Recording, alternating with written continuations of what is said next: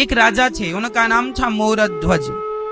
यह द्वापर युग के अंत की बात है। जब द्वापर युग में महाभारत का युद्ध हो गया, धर्मराज युधिष्ठिर राजा बन गए और राजा बन के उन्होंने प्रजा को खूब भंडारा किया, भोजन प्रसादी कराया, लंगर चलाया, यज्ञ किया, सबको संतुष्ट किया दान दक्षिणा देकर।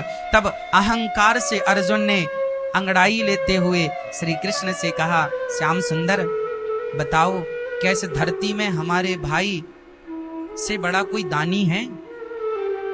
क्या हमारे भैया धर्मराज युधिष्ठिर से बड़ा कोई दानी दूसरा है? बड़ी अहंकार से ये बात अर्जुन कह रहे हैं। भगवान मुस्कुरा दिए। भगवान ने कहा, अर्जुन तुम्हारे भाई का नाम तो लिस्ट में सबसे नीचे है। अरे नीचे?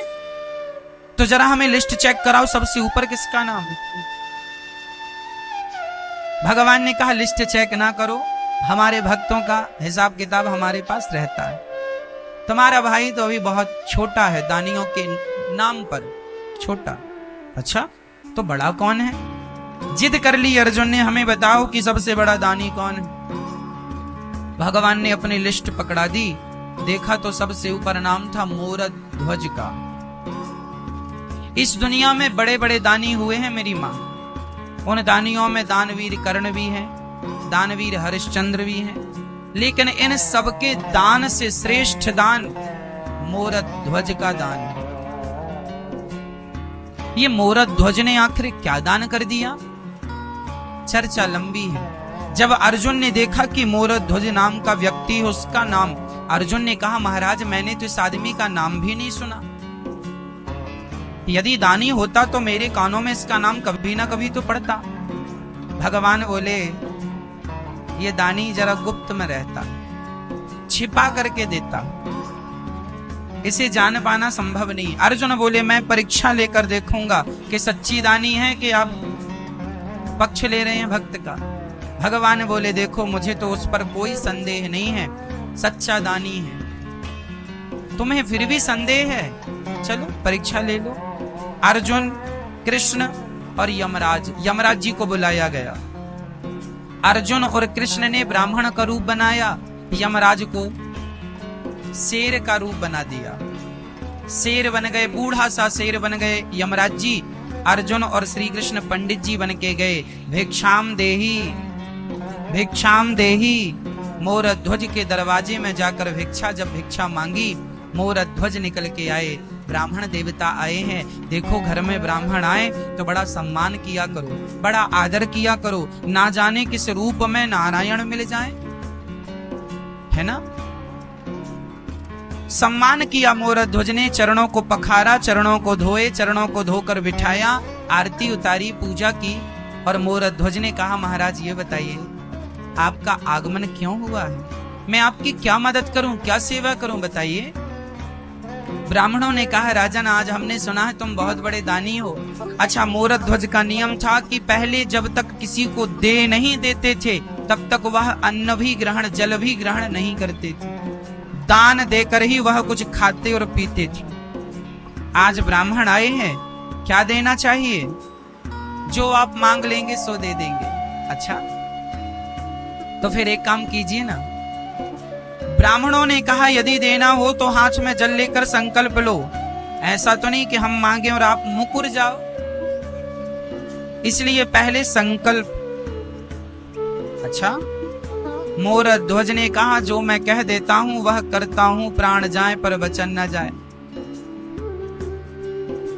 आपको फिर भी यकीन नहीं है तो एक काम कीजिए, ये रहा संकल्प। हाथ में जल लेकर के संकल्प कर दिया, जो आप कहेंगे मैं दूंगा। संकल्प छूट गया।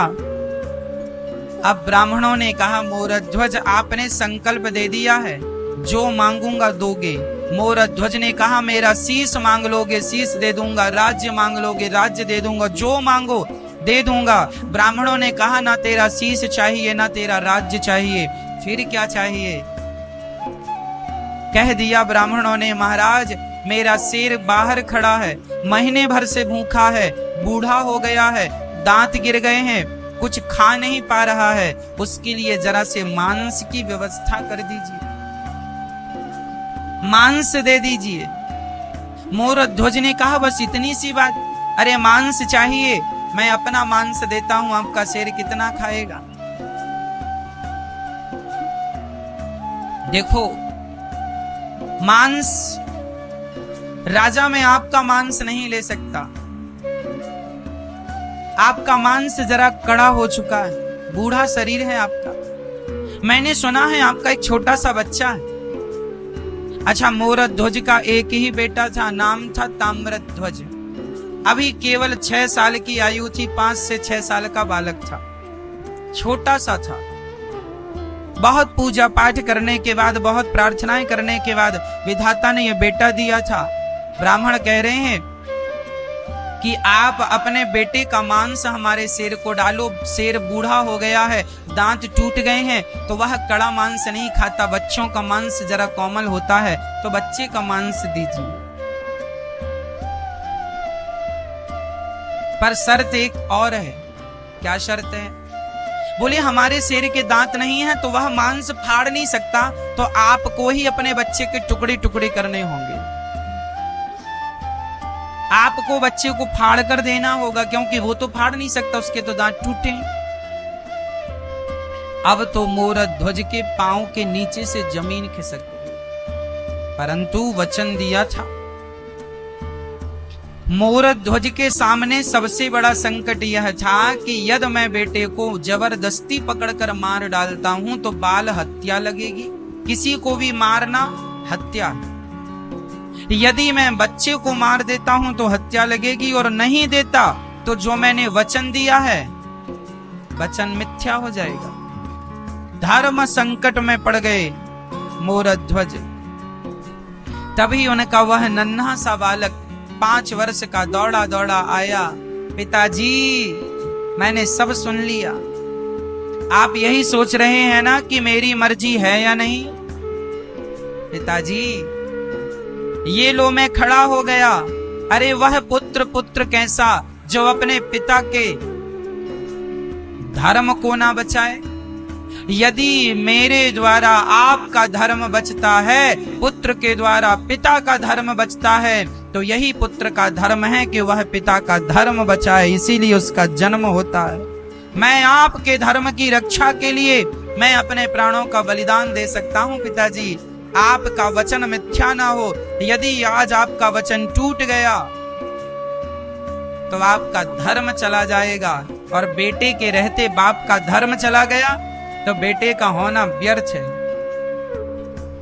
अरे पिता के धर्म की रक्षा पुत्र ना करेगा तो कौन करेगा? बेटा खड़ा हो गया, आरे की व्यवस्था की गई।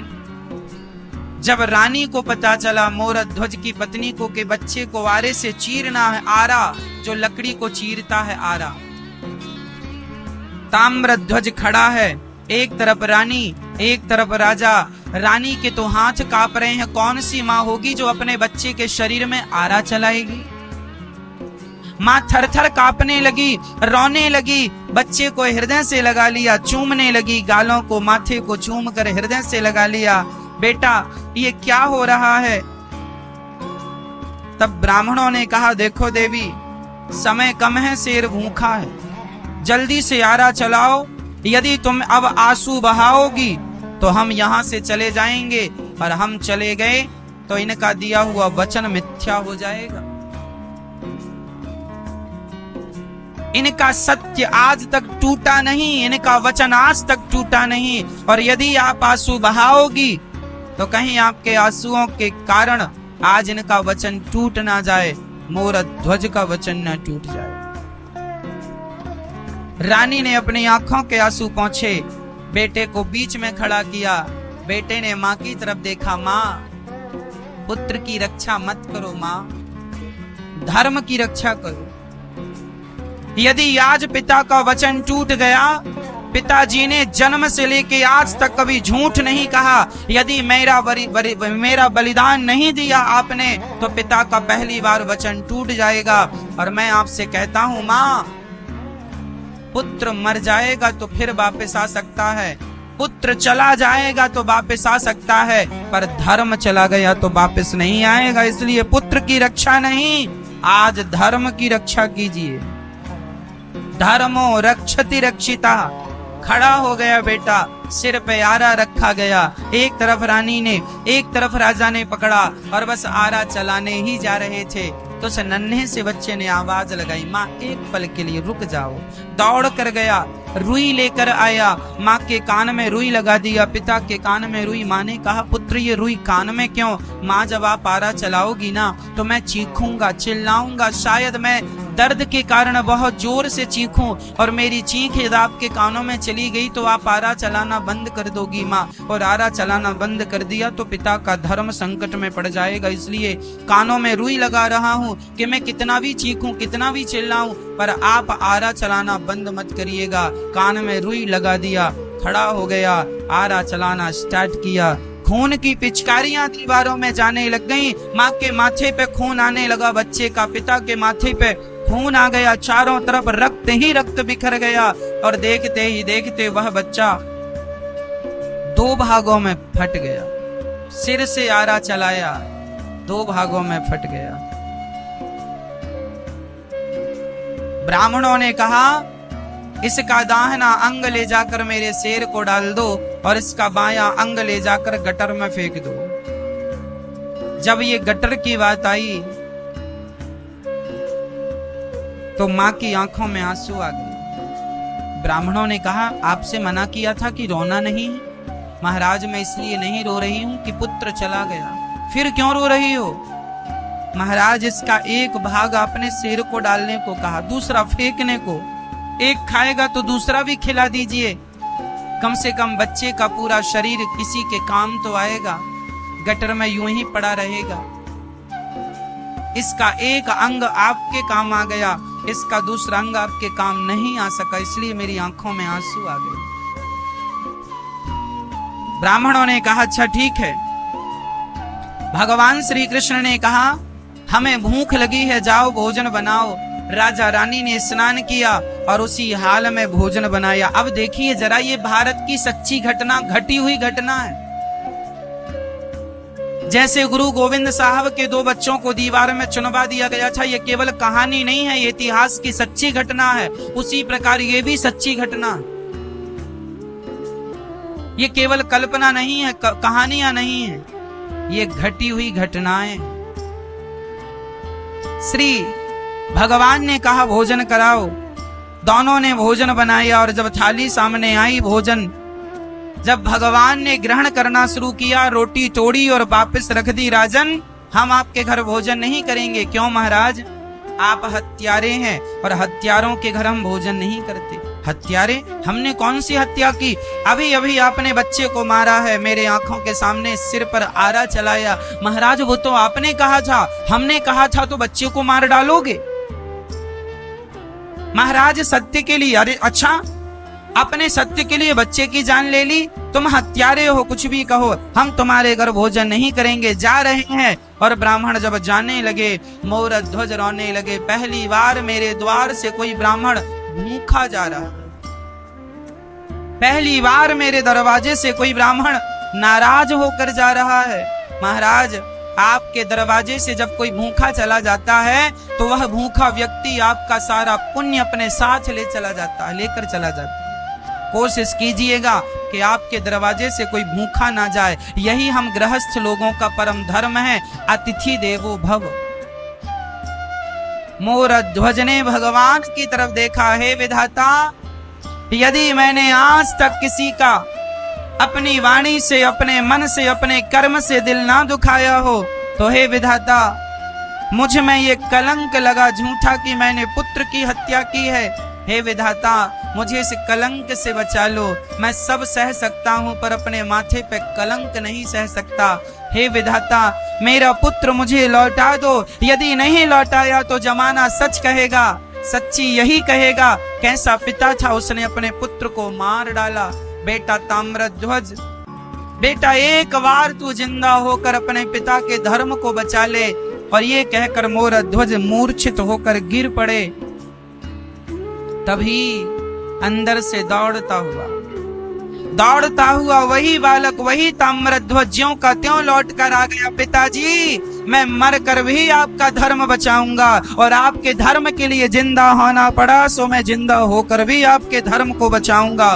दौड़ कर आ गया और अपने पिता के हृदय से लग गया। पिता ने देखा तो ना वहां कोई शेर था ना कोई ब्राह्मण थे, वहां तो भगवान श्री कृष्ण खड़े थे और अर्जुन आंखों में आंसू लिए खड़े थे। अर्जुन मोरध्वज के चरणों में गिर पड़े, महाराज क्षमा कर दो, सच्ची कहा था भगवान ने कि आपके जैसा दानी कोई नहीं है। अरे धन का दान बड़ा नहीं है, शरीर का दान बड़ा नहीं है, अपना माथा भी अपना सिर भी काट के चढ़ा देना बड़ा नहीं है, लेकिन अपने पुत्र का दान, अरे पुत्र का दान करना भी बड़ी बात नहीं है, पर पुत्र का दान इस प्रकार आरे से चीर कर कोई पिता दे सकता है तो केवल मोरध्वज है।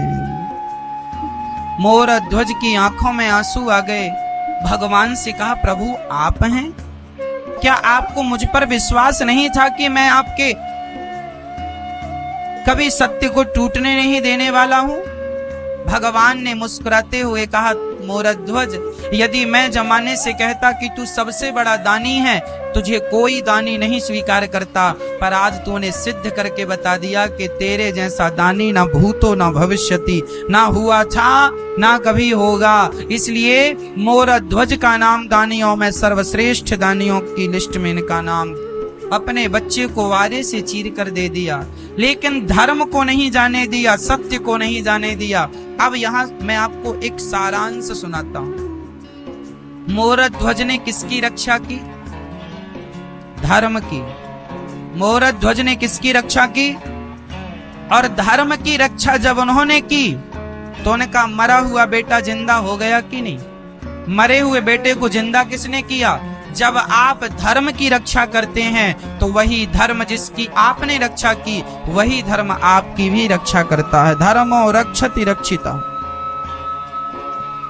यदि आप धर्म की रक्षा नहीं करेंगे तो धर्म भी आपकी रक्षा नहीं करेगा। सत्य की रक्षा आप करेंगे तो सत्य भी आपकी रक्षा करेगा। इसलिए सत्य के रास्ते पर चलना है। ये भारत वही भारत है, ये मिट्टी वही मिट्टी है जहां सत्य के लिए मर गए, मिट गए, लेकिन सत्य को नहीं जाने दिया। इसलिए प्रार्थना करता हूं, 1000, 2000, लाख, 2 लाख, 10 लाख के लिए झूठ ना बोला करो। 10 लाख भी तुम झूठ बोल के कमा लोगे तो 10 लाख 10 दिन में खत्म हो जाएगा, लेकिन जो झूठ बोल के 10 लाख कमाया है वो 10 जन्मों में भी खत्म होने वाला नहीं। वह झूठ का परिणाम मिलेगा और वह दंड भोगना पड़ेगा। पैसे खत्म हो जाते हैं मां, पर पाप खत्म नहीं होता। पापों का दंड तो हमें भोगना ही पड़ता। बच्चों को सिखाइए कि वह झूठ ना बोला करें, असत्य ना बोला करें, सदा सत्य का सहारा लिया करें, आश्रित सत्य का आसरा लिया करें। सत्य की शरण में जो रहता है, सत्य कौन?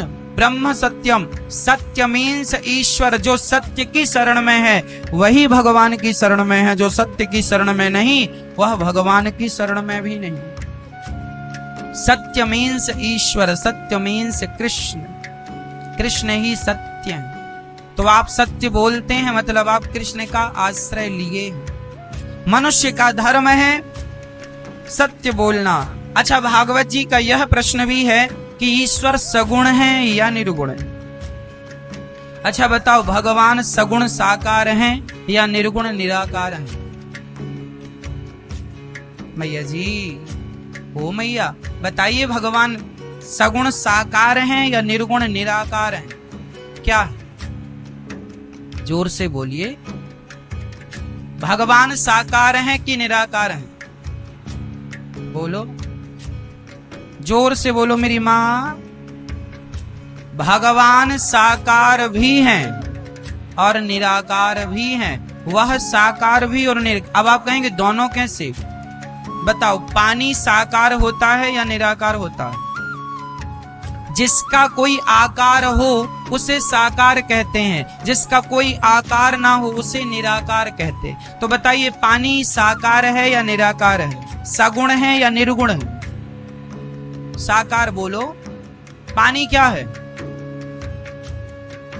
साकार या निराकार, ये बताओ।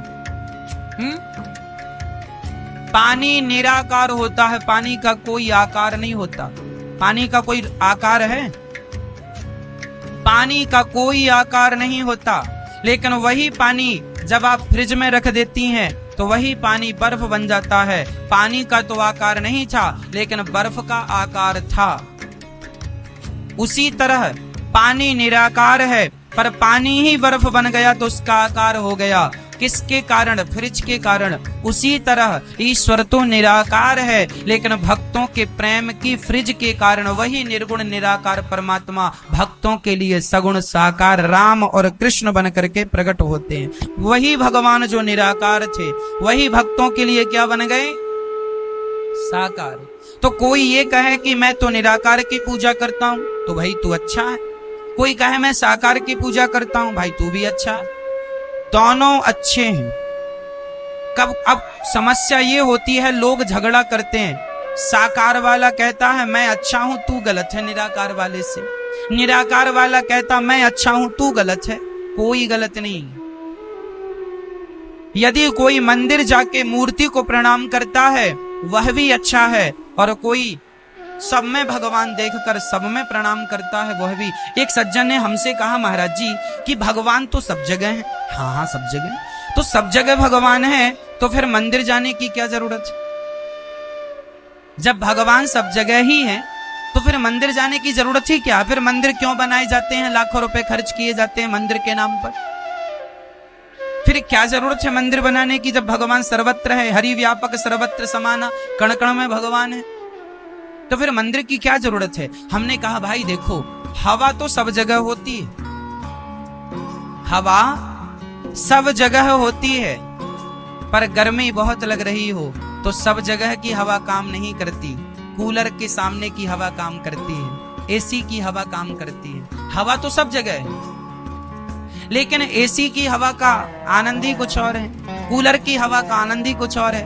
पंखे में हवा ज्यादा है, एसी में हवा ज्यादा है, कूलर में हवा ज्यादा है। हवा तो सब जगह है, लेकिन यहाँ हवा की मात्रा अधिक है। उसी प्रकार परमात्मा तो सब जगह होते हैं, लेकिन मंदिर में पॉजिटिव एनर्जी ज्यादा है। ईश्वर वहां ज्यादा मात्रा में है। जैसे पंखा के सामने हवा ज्यादा मात्रा में, हवा तो सर्वव्यापी है, हवा तो सब जगह है, लेकिन पंखे के सामने हवा ज्यादा है या नहीं? हाँ या ना? कूलर के सामने हवा ज्यादा है। उसी तरह ईश्वर तो सब जगह है, पर मंदिर में ईश्वर ज्यादा है। कैसे ज्यादा है? आप किसी भी मंदिर में जाइए, बैठ जाइए, वहां पॉजिटिव एनर्जी, वहां शांति है। क्यों?